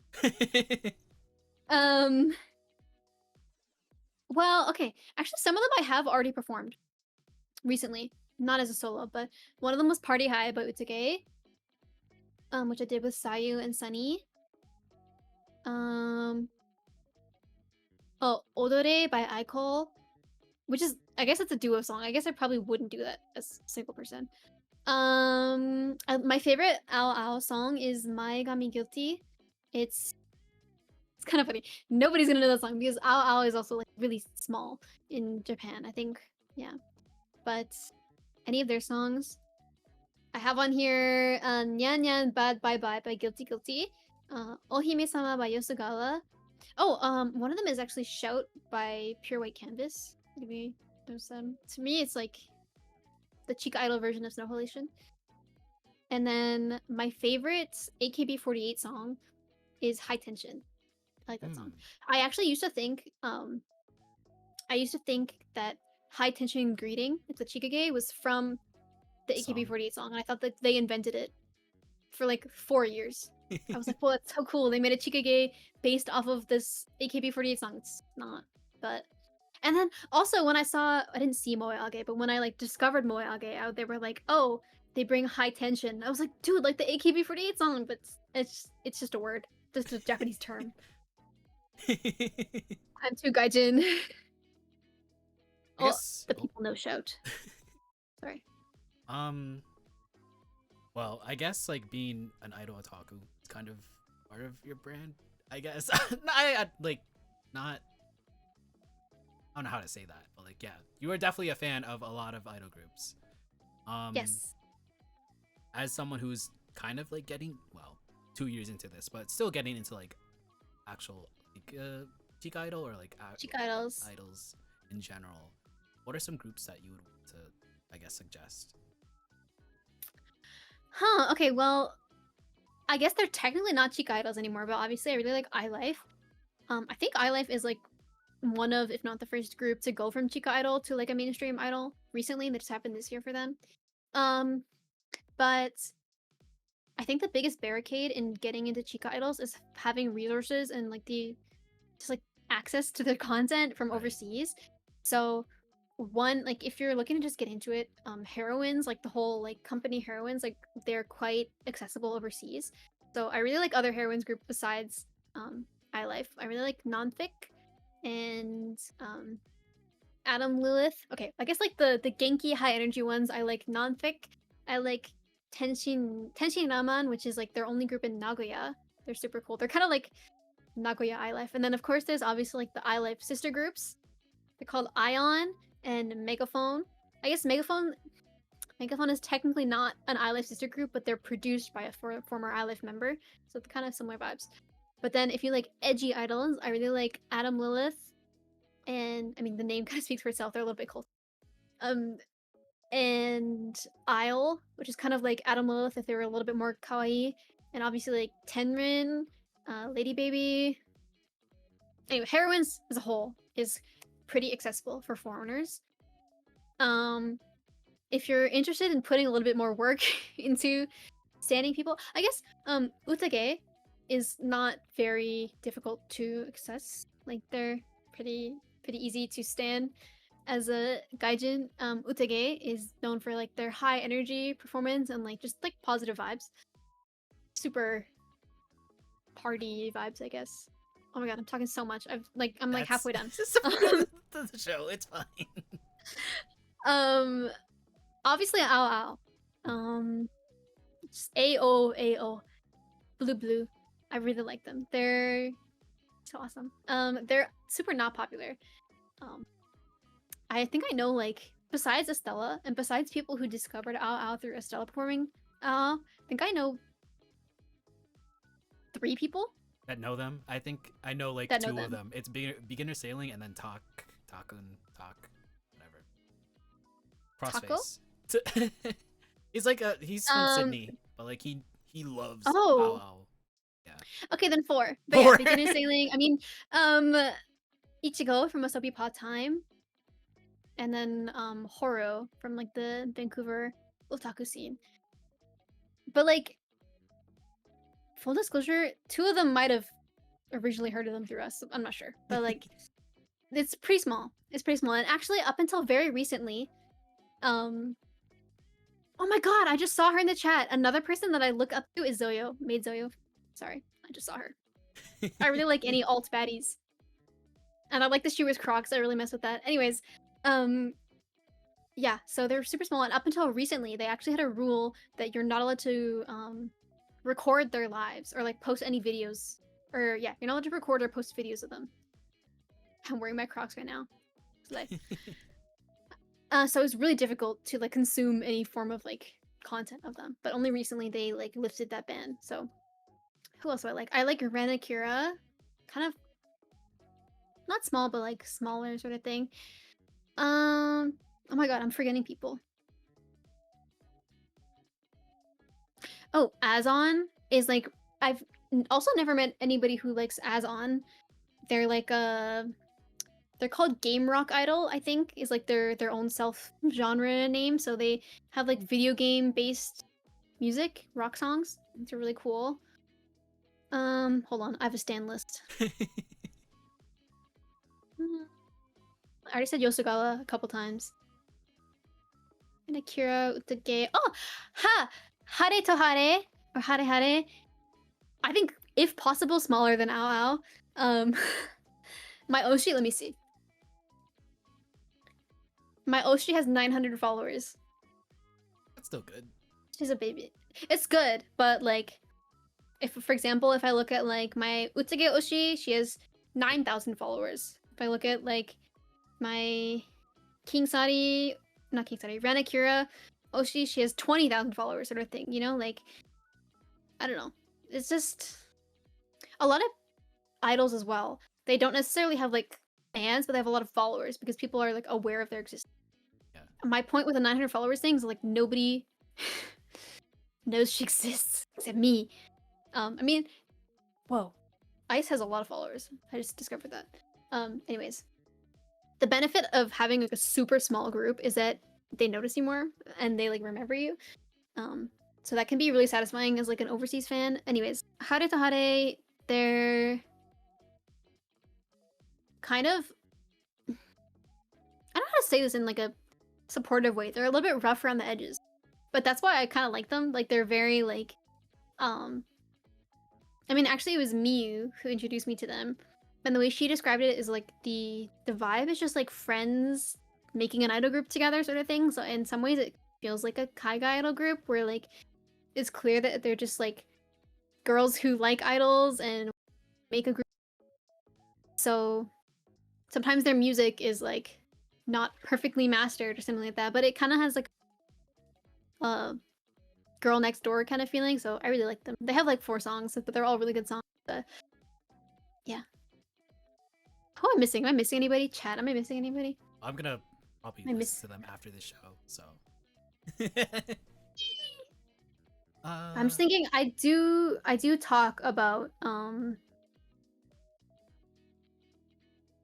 idols a lot. So if anybody is like, oh, you didn't mention this idol that I talk about a lot, I think I got most of them. But heroines in general is a good gateway to Chica idols. They also like stream pretty much all of their events. So if you ever go to like the heroines YouTube channel, there's live streams. There it is at like 3 a.m. Obviously. I mean, it's I'm Japan used time, to it. I've done fan calls but... at yeah. 4 a.m. So. Yeah, for sure. Oh yeah, if you ever done like fan calls or stuff like that, Japan time, obviously. But yeah, it's easy to get into. And in terms of idols, liking idols, it's really fun when idol groups have like the proper resources for you to cover their songs, sort of thing.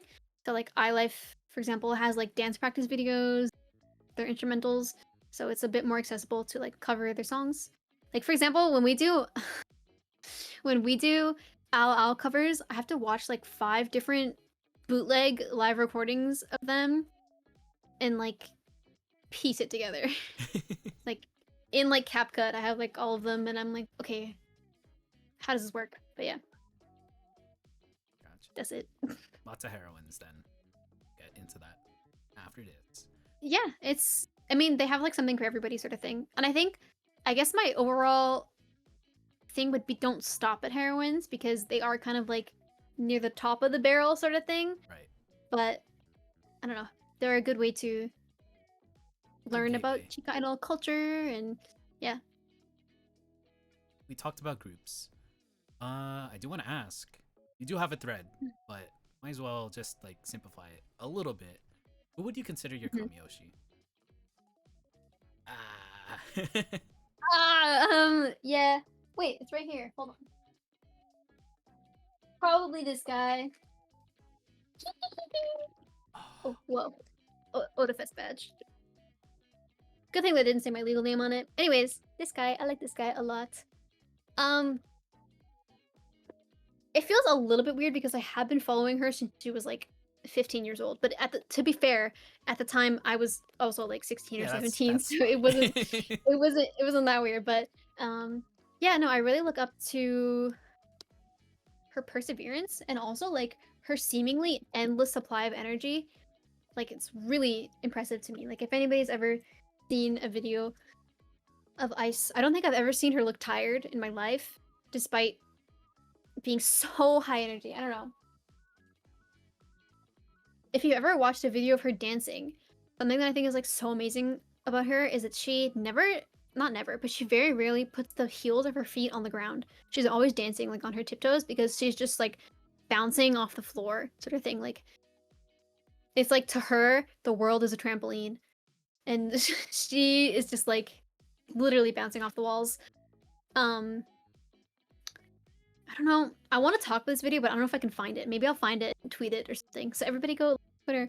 But there's like a video of her like sprinting downstairs and then down like a runway while she's singing, and her voice doesn't like waver at all. And I'm like, whoa, that's I don't know. To me, she's the perfect idol.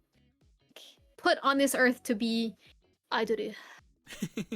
There's nothing else that she could be doing. And if she's ever behind a desk in a cubicle for a day in her life, we should all kill ourselves. Sorry. Sorry, but like some people are made to be on stage and she's like one of them, I think. Yeah. Yeah.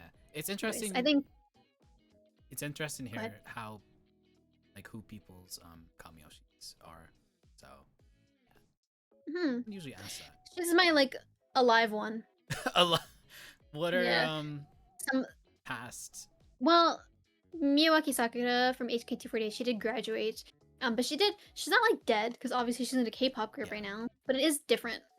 So yeah, I've never now that I never saw her get hate in HKT48 or F48 groups, but like, oh my god, K-pop is brutal. It is. Everybody's Oh so my mean to god. her. Yeah.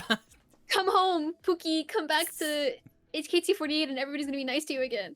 Anyways, I also really liked a member of King Sari. Her name was Chi. She was so cute, and she was the first idol I ever saw that was also pink and black. Because a lot of pink idols was kind of like a fua, like a cutesy stereotype around them, and they're all like bubbly cute. But she was the first one I ever saw that was also black and pink. So I was like, whoa, this isn't like something that I made up, and like it is a real thing that people enjoy. So, but she graduated like within months of me discovering her existence, and she was on her way to being ice level, but then she died. Oh. Happy for her. Sad for me, but happy for her. At least they're doing something. She's in a better place. Being like, she's probably like a regular person right now, which honestly probably great, but I will miss her. Going back to retrospect, how would the current you, like, what would you tell the Piqi that was about to be on stage for Annie Revo 2023?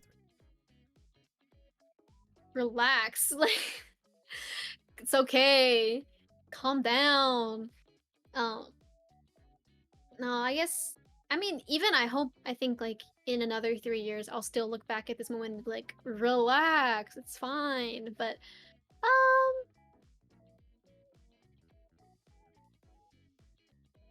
have fun and always do something. Always do things. Not I was gonna say idol related, not only idol related, but specifically on this topic. Do things out of love and passion, and not obligation or expectation of you, sort of thing. This is, I don't know. It's kind of related to a question you usually ask about like the advice that you give to other idols. Just like do what you like and don't do what you think like everybody else sees, sort of thing. Like, I don't know. Personally,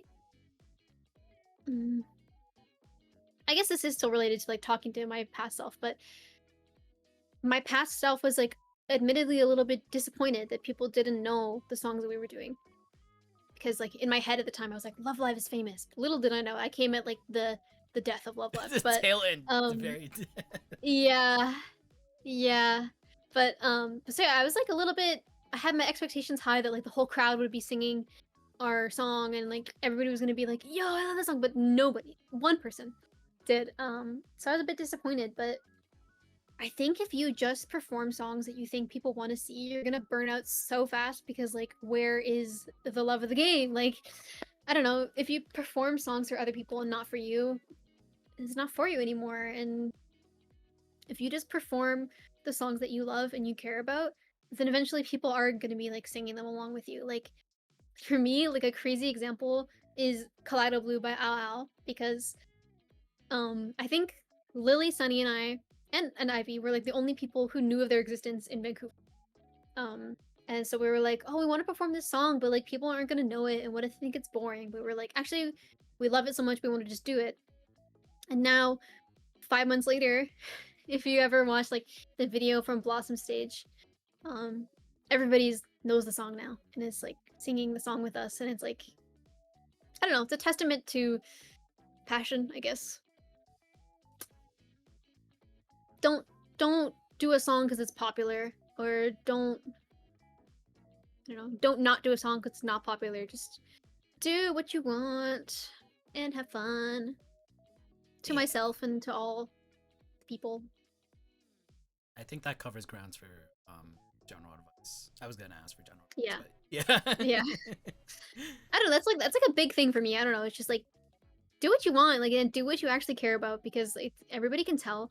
Like, I don't know, for me, when I'm watching an idol and then they're performing a song that means something to them or like they're passionate about, I can just like see it. You know, like, I don't know. I find it to be quite, it's like an extra spark, in my opinion. So yeah, don't be like, oh, Fruit Zipper is really popular right now, we've got to do a Fruit Zipper song. You don't have to do a song. Like, you just, if you love Fruit Zipper, do a Fruit Zipper song. But if you don't, then do a song that you love. because if you love it, then everybody else is gonna love it. And if you don't love what you're doing, then you're not gonna be doing it very long, in my opinion. Right. The game. For the love of the game. I say that like once every 3 months. I post on my story on my Twitter, and I'm like, you all need to do more things for the love of the game. Like, who cares what other people think about? I mean, from like a business perspective, you have to care a little bit about what other people think about what you're doing, but like, just do what you want and let it speak for itself. That's it. Hotskin says, doing things because you like doing it also helps encouraging people to stick around for you, rather than just the music. Sure. This is true. Thank you, Hotskin. But yeah, I guess it kind of ties back to like when Estella was like, "Oh, we're scared to perform out of cosplay because who's gonna care if we're not like cosplay characters?" Or like, and then I guess with that came like, who's gonna care if we don't perform popular songs? But like, I guess this is, I don't know if this is a weird take, but like, if the people care about you only because they care about like your songs, then like, for me, that's not the people that I want to. I mean, obviously everybody's welcome, but like, I don't know. It's more meaningful that If they care about you. Yeah, I get that. Yeah, and like, and if they care about you, then they want to see you do what you love. And if you're up there doing something that you love, then people will love you. And yeah, I don't know. I told this recently to like somebody came to get, actually 2 people. It was really cute. They're both in the same group. 2 people from a group in Seattle. They came up to get checky with me, and they were like, "Oh, I'm in a new group, and I wanted to ask like, what's your advice for being in a group?" And I told them, I was like, just do what you love. Don't worry about performing unpopular songs, because like, I know like when you're first starting out, there is like a drive to catch somebody's attention, or like, I don't know, but just do what you love, because people will. If you have passion for something, people can see that. And people who don't have passions for things, they might have fans because they do popular songs, but I don't know. I just think that's not something you can do forever. So if this is something you want to do forever or for as long as you can, do what makes you happy. Yeah. Sure. For the love of the game. Love the game. Well, Estella is on hiatus, but combinations of different members are gonna come back some way, somehow. Right? Yes. Yes. This summer. Summer. Is there any possibility of a Piqi solo? Maybe like once or twice, but probably not long term, because I actually did do a solo performance in April. That being said, I was in cosplay, and as I've addressed, it's not my favorite thing. I was cosplaying Miku as well, and she has obviously long twin tails. So like when I was dancing, they were like hitting me in the face, and my head was heavy. I was not that happy physically, but I think I'd like to at least be in a duo, because one of my favorite things about being on stage is like watching the other members on stage, sort of thing. Like in the moments where we're like changing formation, sort of thing, or looking at each other, like those moments where we like connect, it just like it feels like it completely refills my energy, sort of thing. So when I was performing alone and I was like turning around or something, or like walking around the stage, there's nobody else there, like nobody to share it with me, sort of thing, and it's lonely. I was like, if Estella were here right now, I'd be like making a silly face at Sunny. And obviously, not obviously, honestly, sometimes I like to hit their butts on stage because it makes them laugh. It's like if I'm standing behind them in a line, I'll just tap their butt, and then they laugh, and then like I can just like see like their shoulders like relax, because I don't know. And I'd feel really sad if I had nobody to terrorize on stage for the rest of my life. I think maybe once or twice I'll do something solo just to experience like picking my own set list, sort of thing. Because the other thing was the solo event, it was a Miku Expo event as well. So I only did Miku songs, obviously. So maybe to someday like do some of those songs that I listed once or twice. But I think I'm meant to be in a duo at least or a group again someday. Um, yeah, someday Someday. for sure. Yeah, I'm definitely not gonna stop idling. Like that just doesn't seem to make sense to me. Like the reality in which I'm not doing stuff like this, it's like that's just not right. Um, yeah, I mean, yeah, I don't know what the future holds, but it definitely holds something. Adventures out there. So, probably not solo though. Well, this concludes the interview part of Idolize, but we have one more segment that people love for some reason. It's called Worst Pep Talk Ever. I have to give you, the guest, Piqi Oh. of Estella, a pep talk. Mm-hmm. It's terrible. Okay.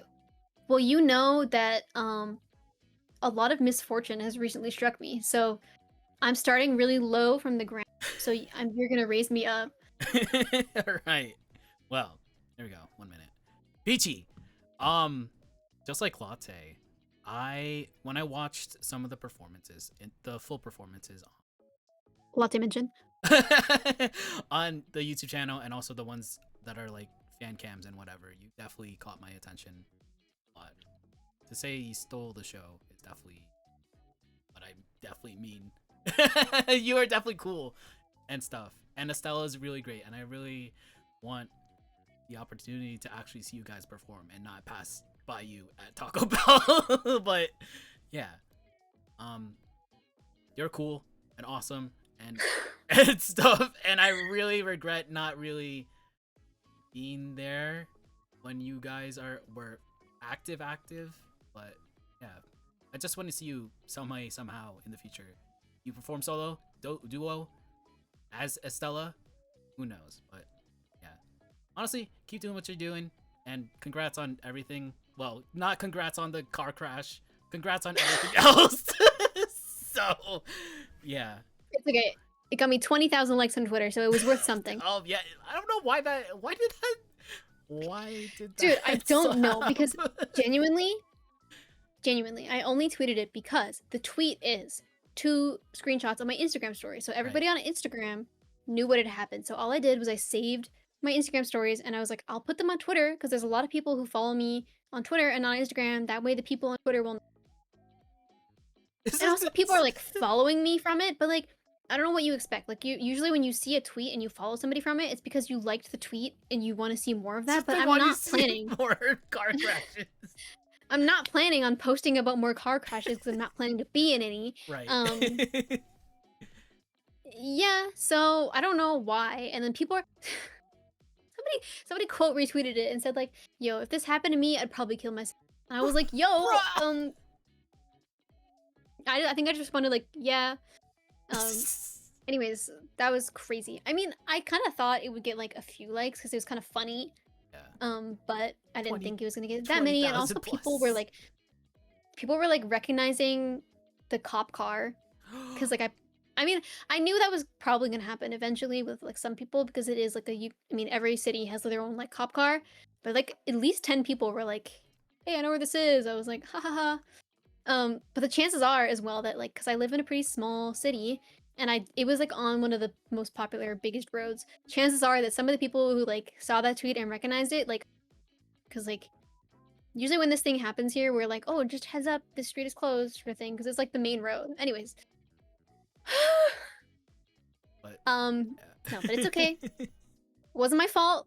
Yeah, car crash was deemed not my fault by the police and the government. They're gonna pay for my rehab. See, that's good. Physical rehab. Yeah. Yeah. And you know what? Also, my dad was trying to sell that car. And now it's totaled and it's going to be written off. Easy and money, so he's going to get and the way that like a car being written off works is like the government pays you the amount of money that you got selling it. So now he gets to have the money without actually selling it. So honestly, I think I did everybody a favor. It wasn't my fault. It wasn't my fault. It wasn't me. But like, I don't know. This is some sort of karmic justice. Well, at least you're and doing. Then I'm gonna heal. Yeah, I'm gonna recover, and I'm gonna come back to Vancouver and knock everyone's socks off. So put your socks on, so I can knock them off. Thank you. But yeah, that was a minute 11.